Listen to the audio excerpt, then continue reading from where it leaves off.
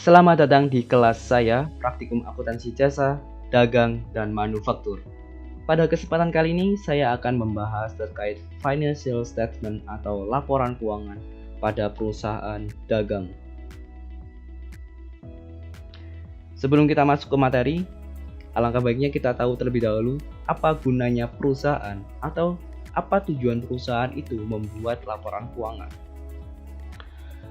Secara ringkas, laporan keuangan itu sebagai sumber informasi bagi pemegang kepentingan seperti pihak internal maupun pihak eksternal. Contohnya investor dan kreditor. Mereka butuh informasi yang ada di laporan keuangan itu untuk mengukur kinerja dari perusahaan. Misalkan kita pihak kreditor ingin meminjamkan uang kepada perusahaan.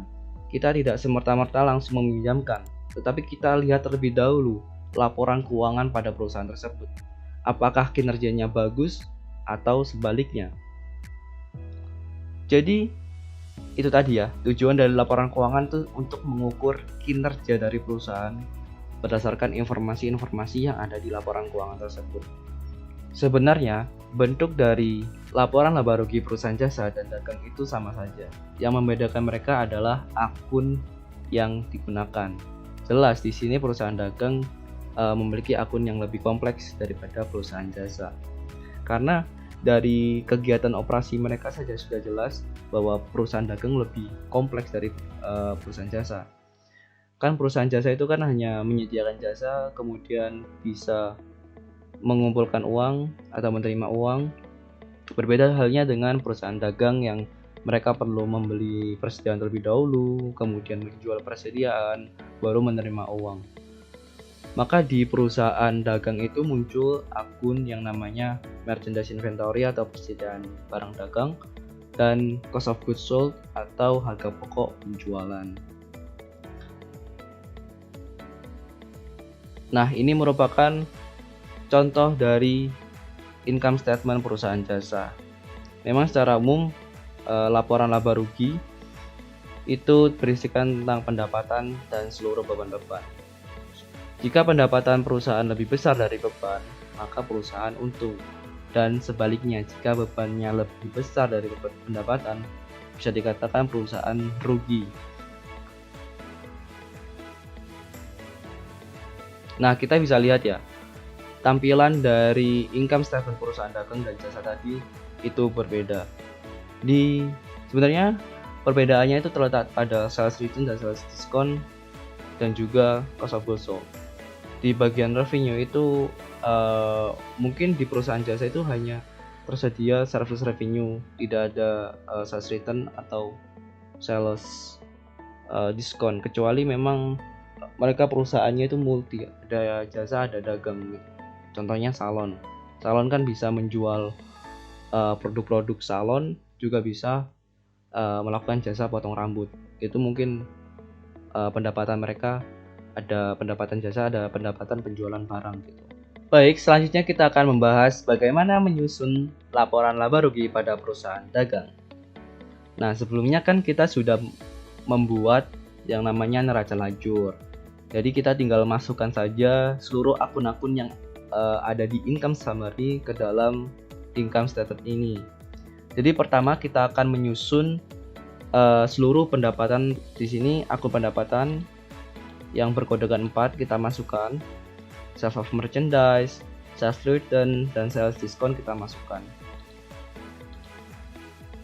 Dan nominalnya juga kita akan masukkan, sales of merchandise 758.600.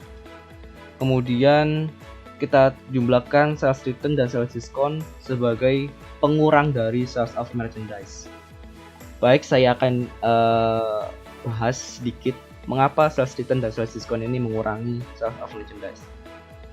Kita lihat ya, di sini sales return dan sales discount itu posisinya di debit. Sedangkan sales of merchandise ini di kredit. Pada umumnya, akun-akun yang berkodekan 4 atau akun-akun pendapatan itu memiliki saldo normal atau saldo yang seharusnya itu di kredit.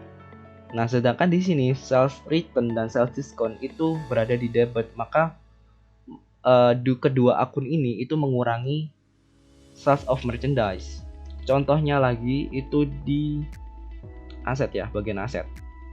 Nah, kita tahu bahwa aset atau akun yang berkodekan 1 itu memiliki saldo normal di debit. Contohnya di cash in bank, accounts receivable, merchandise inventory dan lain sebagainya itu di debit. Namun, kita bisa lihat di sini accumulated depreciation equipment itu di credit. Maka akun accumulated depreciation equipment itu mengurangi akun equipment. Sama halnya dengan tadi ya. Sama halnya dengan sales return dan sales discount, ini akan mengurangi sales of merchandise. Seperti itu. Makanya di sini mereka kedua akun ini itu sebagai pengurang dari sales of merchandise. Makanya di sini minus. Setelah sales of merchandise dikurangi sales return dan sales discount, muncul yang namanya net sales atau net income atau penjualan bersih. Sorry, ini bukan net income ya, net sales atau penjualan bersih. Kemudian kita masukkan akun yang berkodekan 5 atau cost of goods sold dan beban angkut, kita masukkan dan kita total sebagai pengurang dari net sales. Jadi ini cost of goods sold-nya dan freight paid-nya ini dijumlahkan kemudian dikurangkan dengan net sales. Muncul yang namanya gross profit. Tapi jika teman-teman itu bingung mana yang mengurangi mana yang menambah, jadi di income statement ini yang kredit itu menambah, yang debit itu mengurangi. Seperti itu. Jadi ini kan misalkan tadi cost of goods sold di debit, seluruh akun-akun yang ada di debit itu mengurangi atau minus, sedangkan seluruh akun-akun yang di kredit itu menambah. Ingat ya, saldo normal laba atau profit itu di kredit, sedangkan jika perusahaan itu rugi maka saldo normalnya itu di debit. Seperti itu.